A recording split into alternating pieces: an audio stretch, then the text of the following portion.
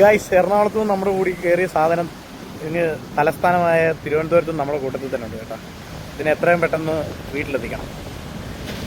പോടേ, വീട്ടിൽ പോടേ. എൻ്റെ സോളോ ട്രിപ്പിന് ഇടയ്ക്ക് വന്നിട്ട് കപ്പിൾ ട്രിപ്പ് ആക്കാടേ, അലമ്പ് പരിപാടി കാണിക്കാടേ, എന്തുവാടേ. അപ്പോൾ ഗൈസ്, നമ്മൾ അടുത്തൊരു വീഡിയോ ആയിട്ട് എത്തിയിട്ടുണ്ട്. അപ്പം കഴിഞ്ഞ ദിവസത്തെ യാത്ര മുതൽ നമ്മുടെ കൂട്ടത്തിൽ ഒരാളോട് ജോയിൻ ചെയ്തിട്ടുണ്ട്, എൻ്റെ പാർട്ട്ണർ. അപ്പം പാർട്ട്ണറേയും കൂട്ടി പിന്നെ ഞങ്ങൾ നേരെ തിരുവനന്തപുരമൊക്കെ ഒന്ന് കറങ്ങാമെന്ന് പറഞ്ഞുകൊണ്ട് ഇറങ്ങി. അങ്ങനെ ഫുഡൊക്കെ കഴിച്ച് കഴിഞ്ഞപ്പോൾ ഒരു ബീച്ചിൽ എക്സ്പ്ലോർ ചെയ്യാമെന്ന് പറഞ്ഞ അടുത്തുള്ളൊരു ബീച്ചിലെത്തി. അങ്ങനെ താണ്ടെ പാനിപ്പൂരിയൊക്കെ കഴിച്ച് ഞങ്ങളുടെ പരിപാടി അങ്ങ് ഞങ്ങൾ സ്റ്റാർട്ട് ചെയ്തു.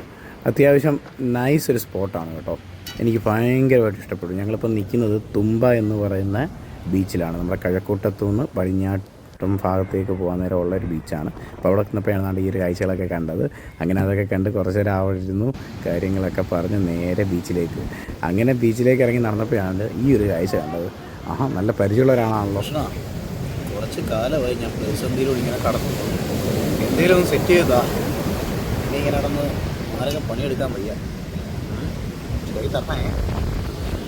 അങ്ങനെ പുള്ളിയോട് കാര്യങ്ങളൊക്കെ പറഞ്ഞിട്ട് ഞങ്ങൾ നേരെ നടന്നു ബീച്ചിലേക്ക്. അങ്ങനെ താണ്ട ബീച്ചിൻ്റെ ആ ഒരു മനോഹരമായ കാഴ്ചകളൊക്കെ കണ്ട് ഞങ്ങൾ മുന്നോട്ട്. അപ്പോഴാണ് ഈ ഒരു ബോട്ട് ഞങ്ങൾ കണ്ണിൽപ്പെട്ടത്.